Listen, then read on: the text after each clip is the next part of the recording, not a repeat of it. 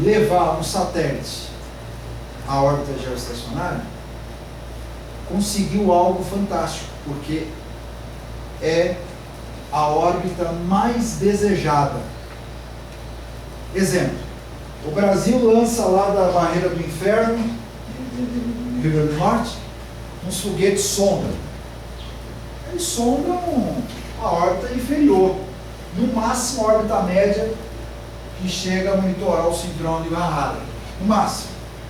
E geralmente eles fazem uma órbita parabólica e depois voltam, porque eles trazem dados, além da telemetria, eles podem trazer coleta de gases ou algum outro dado interessante. Na órbita geoestacionária, precisa foguetes muito potentes para levar um satélite lá.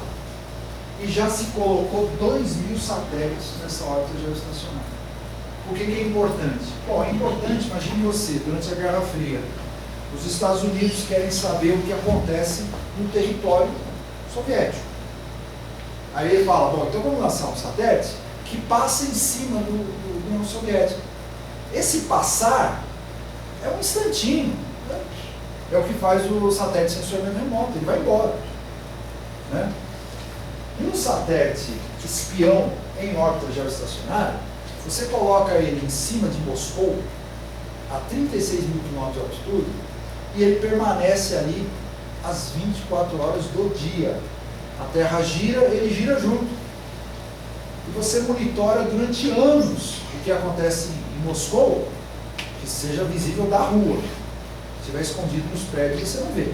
Mas se estiver na rua, você vê. E é claro que os russos ou soviéticos fizeram o mesmo, colocando satélites geoestacionários em cima de Nova York, Washington e por aí vai. Então, originalmente, foi uma órbita de interesse militar.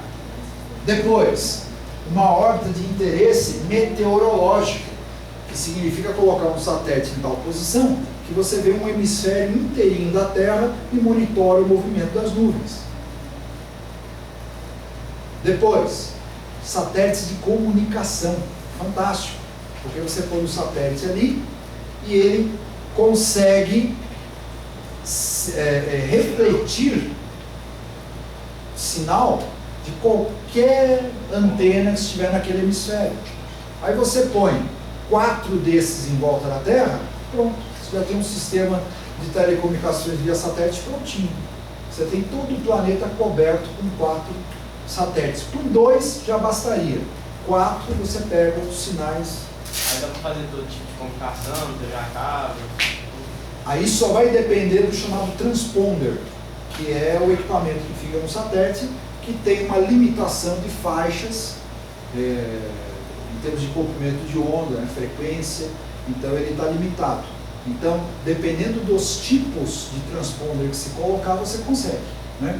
Então, por exemplo, a Rede Globo tem lá o seu satélite Globosat, que transmite hoje um monte de canais, GNT, Telecine, o próprio da Rede Globo, de vários operadores, inclusive a nossa aqui, a TV Anguera, Multishow, Sport TV, né? Mais algum outro, não lembro. O canal Viva, entrou agora, né? O Live parece também, o Futura também, né? E aí o que eles fazem? Eles colocam um transponder que pegue todas essas faixas de comunicação. Então eles mandam, ele gera lá no estúdio, manda no satélite, o satélite reconhece aquela frequência e joga, onde houver antenas que captam aqui, que também estejam na mesma faixa e na mesma frequência do transponder, na mesma polarização do transponder também, consegue pegar. Porque não é só uma onda assim, elas podem ir inclinadas, né? Então tem a polarização. Como eles pagam pelo sinal? Como? Como pelo sinal, por exemplo, para dar alguma interferência no sinal. Para dar uma interferência no sinal? Olha, para quem tem Sky, sabe, basta chover forte o sinal, né? Então tem fatores que limitam. Então, nuvens espessas com muita água, por exemplo, interferem, né? Mas só isso. Fora isso, tem que acontecer uma coisa na antena emissora, né, ou do satélite. Exemplo, tempestade de vento solar. Em 2002 aconteceu isso. Então, apesar de não ser objeto aqui da nossa conversa, mas a gente pode citar, é um dos fatores que ajuda a derrubar satélites. Agora, 2010 em diante, nós estamos na fase de maior atividade do Sol. Isso significa que, de maneira inexplicável ainda para a astrofísica, de vez em quando o Sol, a cada 11 anos, ele repete o ciclo de atividade, né? Então o último foi em 2002, por aí, agora 2010 em diante, até 2012, 13, 14 talvez, o Sol vai atingir o seu máximo de atividade solar, né? E aí ele tem explosões na forma de manchas solares na superfície, e que dessa maneira tem uma pancada que a Terra recebe, e outros planetas também, uma pancada mesmo de elétrons e até de prótons que chegam na gente, e o campo magnético da gente protege.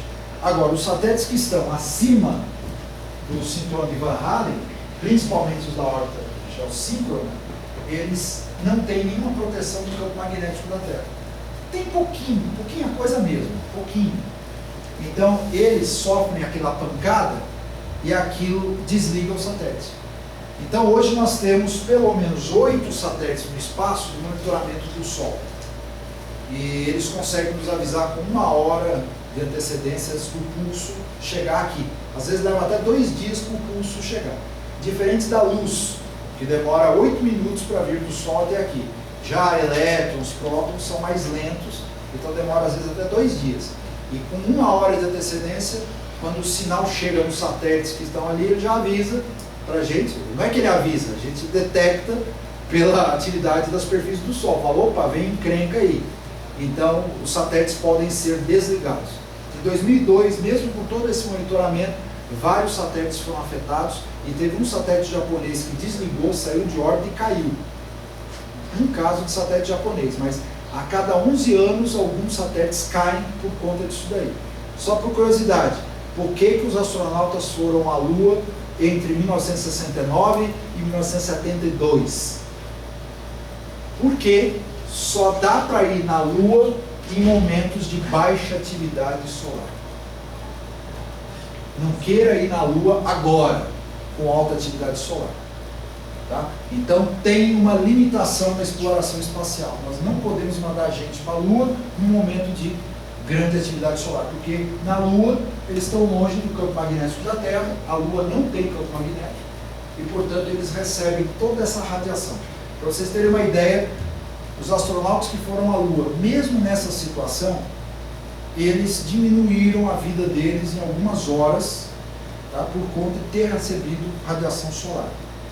Agora, se você está na Lua e recebe um pulso desse da radiação solar, você pode ter instantaneamente iniciado leucemia. Tá? A coisa é grave assim. Então ninguém está a fim de expor astronautas a isso. Isso tudo desanima para que a gente tenha colônias na Lua, por exemplo. Tá? E se a gente não tivesse ido na Lua, a gente não ia saber nada disso. Estou nem querendo entrar no mérito de discutir aquela questão que o pessoal adora, de que se os astronautas foram à Lua ou não. Já estou afirmando isso. Olha, a gente nem ia ter noção disso que eu estou falando para vocês. Tá? E daqui a pouco eu vou mostrar para vocês o lixo que está na Lua. Era melhor não ter ido. Tá? Fernando, você ia perguntar uma coisa e ficou para trás. Era sobre satélites. Depois acabou que mudou de assunto. Na verdade, eu só queria comentar o Nelson Piquet, depois que ele aposentou, ele virou empresário e fundou a Autotrack, né? Que é a empresa lá de rastreamento via satélite, para rastrear caminhões, cargas valiosas, etc. E eu trabalhei, né, numa empresa que prestava serviço para a Autotrack, uns 5 anos atrás. Aí, no caso, era uma pergunta sobre essa questão assim, comercial, que vocês estavam comentando da Sky, esses exemplos aí, né, de comércio que existe envolvendo o monitoramento via satélite, que é o caso da Autotrack mesmo. Tá. No caso deles, eu não sei se você tem conhecimento, como que foi enviado isso, como que trabalhado isso na empresa, se foi para aquela estação número 1 que você construiu. Ok. Olha, os satélites de GPS, Global Positioning System, foram lançados por agências espaciais estatais. Europa e NASA. O caso de uma Autotrack ou qualquer outra empresa desse tipo apenas usa o serviço de GPS. Então eles não puseram nenhum satélite. De repente até puseram. Se você me disser, não, eles têm alguns satélites. Legal, então se eles têm alguns satélites, foi daquela base número 1 que você citou e foi um lançamento comercial. Né? Que é a única privada do mundo, né? Exatamente. Caso contrário, eles apenas usam o serviço de monitoramento de GPS, que é o que acontece em 99% das situações. Então eles se usam desse serviço que está aí. Né? Até o pessoal que fez cartografia básica comigo no semestre passado, eu até comentei que além do GPS existe um sistema Navistar, que é o europeu, existe o Glasnost, que é o russo, né? Tem pelo menos 3 aí sistemas. E é capaz que venham outros. Então, são para esses daqui de órbita média. Né? Então, é até possível ter sistema privado. É possível. Mas não é certamente esse caso aí. No caso lá do Autotrack, você tem o GPS e os sinais são passados via satélite. Exatamente, porque o pessoal que construiu os satélites de GPS, eles já previram todos esses canais que podem ser utilizados. Né? E você tem um limite. Então você pode acionar tantos canais naquele satélite. Chega uma hora que fala, não dá mais. Né? Foi o que aconteceu com os nossos BrasilSat. De início ele era pouco utilizado. O 1, o 2, o 3, o 4, até o 7. Depois ele foi. Então foi assim, acionou telefonia, acionou televisão, né, acionou rádio, daqui a pouco começaram a aparecer mais canais.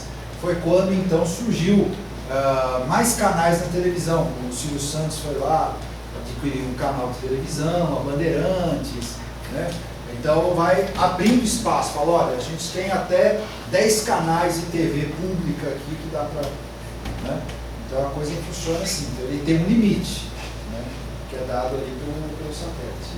E eu me lembro em 2002, quando teve a última tempestade solar, que teve um determinado dia em que eu sabia que tinha ali uma tempestade solar, e eu fui assistir televisão à tarde, liguei a televisão, estava lá, canal fora do ar, motivo,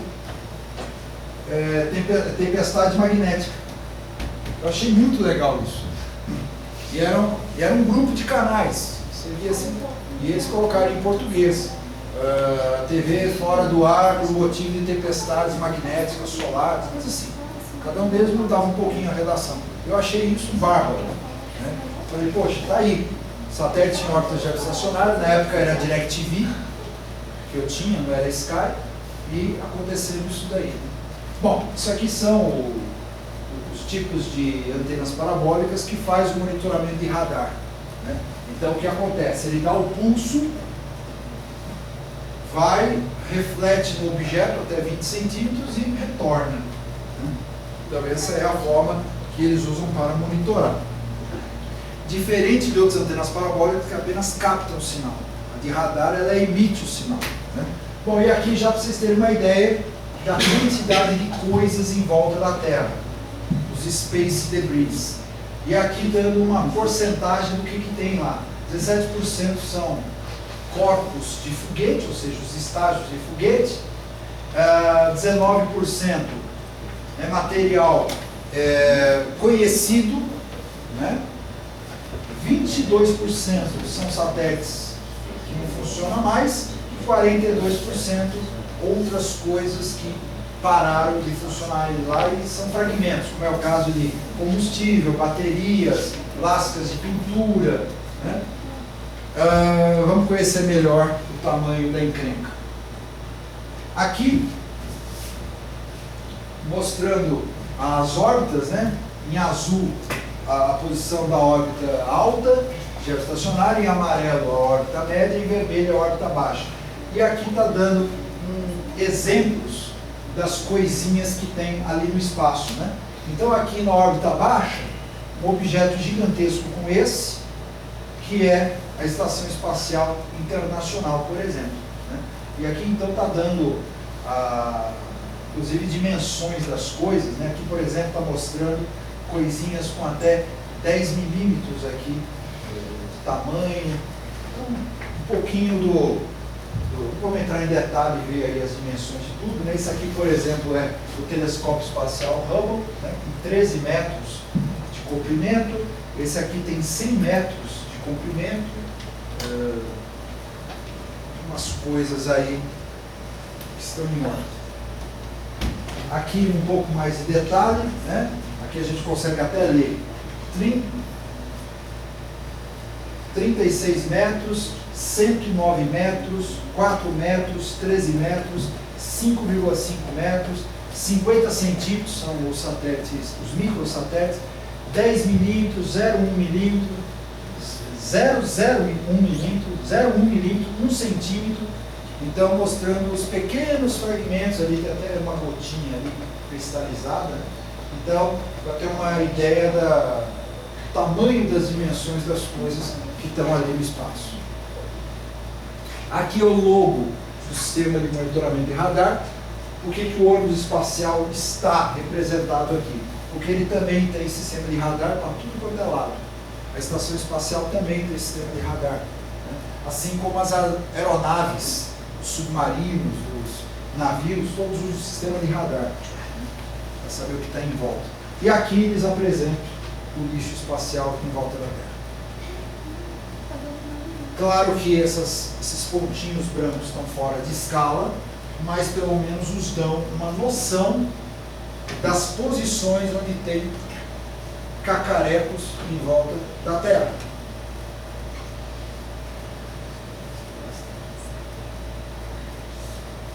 Então, quando eu chamo o curso de impactos ambientais do lixo espacial,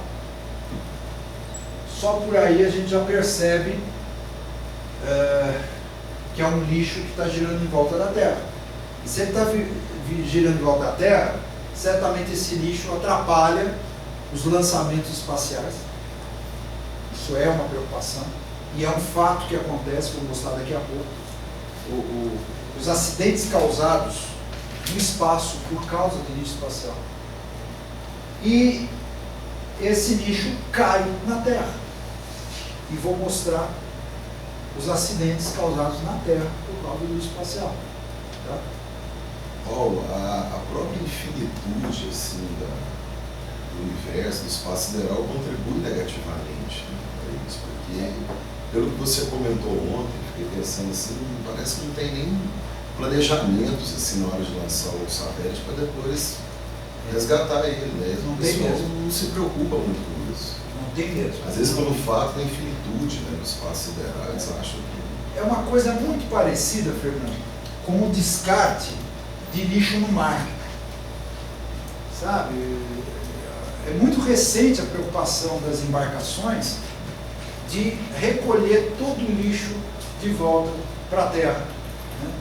Mas durante séculos sempre se descartou o lixo jogando no mar, sempre. E descobriu aí o lixão do Pacífico, né? Tem uma mancha enorme de lixo. Não é a única. Sim, Daqui a pouco. é porque parece uma convergência de correntes, né, marítimas que vai Formou uma ilha de lixo lá, né? E mesmo nos portos petrolíferos, aqui no Brasil a gente tem esse exemplo no litoral brasileiro, que o pessoal lava o convés depois que entrega a carga de petróleo e fica aquela mancha toda de óleo na água. Então, onde tem navio petroleiro, sempre tem uma mancha de líquido sobre a água, que é meio com cara de querosene, de betume, né? Que eles lavam os tanques, né? Então, essa é a falta de cuidado. Por exemplo, o mar Mediterrâneo, ele é o maior depósito de lixo atômico do mundo. Porque desde que começou a se trabalhar com energia nuclear, o pessoal jogava containers, barris porque eles estão sob alta pressão lá no fundo do Mediterrâneo. E é melhor não mexer, porque se for tentar deslocar, é capaz de rasgar com a alta pressão e aquele lixo se espalhar pelo fundo do oceano. Então jogaram lá e deixam quietinho, né? Então o espaço é a mesma coisa, uma falta de cuidado medonha. E que, eu vou dizer, se lá pelos anos 90 nós começamos a ter consciência de tudo isso, já melhorou muito até hoje, 2010, a questão do espaço é como se eu estivesse em 1970 falando dos problemas ambientais. Ou seja, vai demorar uns 40 anos para começarem a olhar para o espaço e ter a mesma preocupação de que a gente tem hoje com o lixo na Terra. E ainda assim tem quantas pessoas que pegam o lixo e jogam no rio? Pega o sofá, pneu, não é não? Os caras jogam no rio e acham que ele some, né? Ele vai lá para o fundo, quando tem enchente e tal, a seca, você vê, né?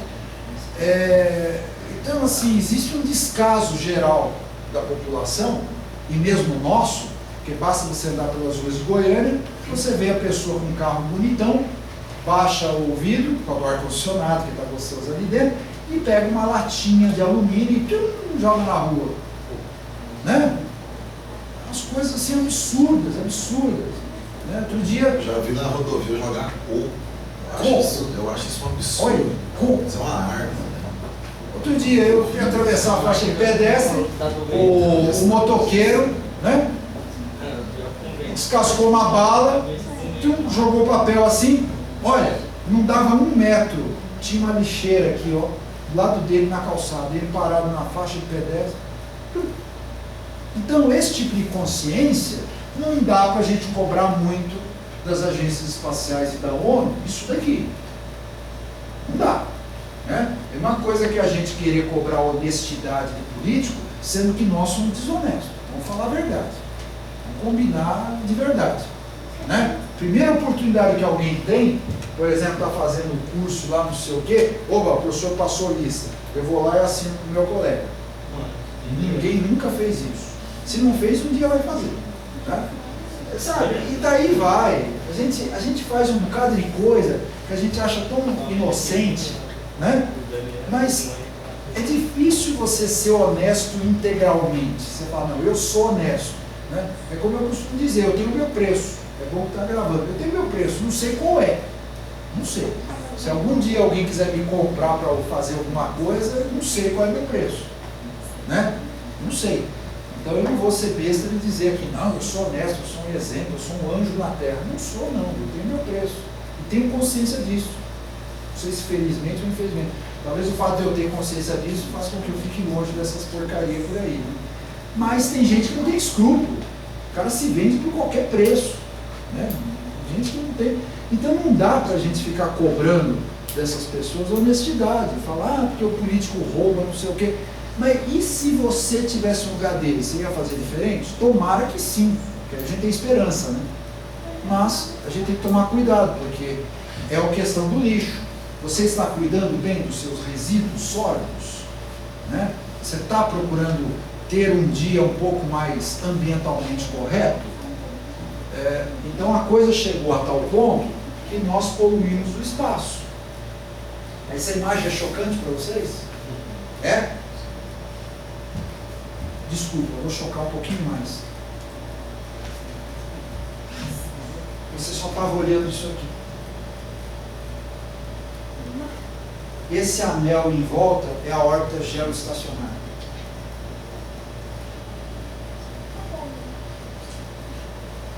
Agora uma visão polar. Agora a órbita geoestacionária ficou mais nítida. E é claro, está fora de escala, esses pontinhos brancos apenas nos dão uma noção das posições onde essas coisas estão. Depois, quando a gente for explorar os sites, eu vou mostrar para vocês um site em que essas coisas aparecem em movimento. Tá? Vocês terem uma noção aí. Professor, só comentando assim, noção mais de educação ambiental, que tudo que a gente joga aqui na Terra volta um dia pra gente, né? Isso aí um dia vai voltar, né? E aí só vai aparecer igual você falou, na hora que matar alguém, aí a gente vai ter noção e falar, nossa, tem que cuidar do lixo espacial. Agora que você já tem noção que são 3 órbitas, então vamos relativizar. Esse fato é real, é verídico, com relação à órbita baixa. Um dia essas coisas caem de volta, por causa do arrasto atmosférico. Tenha certeza disso. Esses cacarecos todo cai de volta em órbita baixa. Exemplo, a Estação Espacial Internacional. A Mir já caiu, a Skylab já caiu, e a ISS cairá por volta de 2020. Alguns dizem 2015, mas acho que vão conseguir segurar até 2020. A órbita média, não. Esta ficará em órbita da Terra. É lixo permanente, órbita média. Órbita alta, também lixo permanente. Permanente. Mas existe uma consequência gravíssima para a órbita alta permanente, que é o que eu vou comentar daqui a pouquinho, o que nós estamos perto de ter, que ninguém está falando sobre isso, em lugar nenhum. Eu sou o primeiro que estou falando sobre isso, preciso escrever essas coisas, porque senão um dia vão duvidar de que eu já tinha falado isso. Então vamos esclarecer daqui a pouquinho. Ó, aqui os números estão mais ou menos marcando, né? Em amarelo são objetos sabidamente da Rússia, em verde são objetos sabidamente dos Estados Unidos, e em vermelho são outros, né? Apaga um instantinho para mim aí. Isso, né? Ficou melhor. Então agora a gente consegue ver, ó, pontinhos amarelos e tal, e tem uns pontinhos azuis aí que ninguém sabe o que é. Tá? Eles nem colocaram porque ninguém sabe o que é. Tá? Agora pode ir. De novo, obrigado. Aqui é a posição de um satélite geoestacionário. Então aqui em amarelo, a órbita geoestacionária e o que um satélite veria de lá. Então aqui ele está sobre uma localidade na África e você tem essa visão toda hemisférica. Daí o fato de ser estratégico, aquilo tudo que a gente já falou, né? Essa é uma imagem interessante, porque aqui, nessas linhas aqui, está dando para nós o nome dos satélites e aqui assim as coordenadas em longitudes, longitudes oeste e longitudes leste. E essas bolinhas que estão aí, elas estão marcando aproximadamente as quantidades do que funciona, não é lixo, dentro daqueles 800 que estão funcionando. Tá? Então, se vocês forem contar essas bolinhas aqui, vão dar mesmo algumas centenas, né? Os satélites brasileiros, aqui tem o BrasilSat, outro, aqui outro. Eles estão nessas posições aqui. Então, eles estão numa posição quase sobre o Mato Grosso. Quer ver uma dica legal para você ter uma noção de direção? Hoje, se vocês estiverem aí pelas ruas de Goiânia, começa a observar antena parabólica. Olha que coisa legal. Observar antena parabólica em cima das casas, dos prédios. Procura verificar para que posição essas antenas estão apontando. Vocês vão perceber que as antenas apontam para uma direção do espaço que fica aqui para nós em Goiânia, para noroeste. E em qualquer cidade desse país que você for, procura observar as direções de antena parabólica. Todas elas apontam para uma direção do espaço mais ou menos em cima de Cuiabá ou em cima do centro da América do Sul. Todas elas, que são as posições onde estão os BrasilSat. Eles têm alguns graus aí de diferença nas posições onde eles estão, né? Mas estão reunidos naquela região. Agora a Star One deve colocar novos satélites sobre o Atlântico, já nessa posição aqui sobre o Atlântico. Nós temos por enquanto aqui em cima da América do Sul. Esses satélites comerciais que eu estou falando aí, que eu sempre cito aqui, a Sky, eles estão aqui sobre o Pacífico para monitorar os Estados Unidos, mas principalmente a porção ocidental, oeste, dos Estados Unidos, né? E mandam um sinal para nós aqui, bem na bordinha aqui, na América do Sul. Então, eles, se você olhar essas antenas da Sky, você vai perceber que ela não fica alta assim, ó. Ela é mais caidinha para o horizonte oeste, essas antenas, porque eles são satélites que estão relativamente baixo no espaço, né?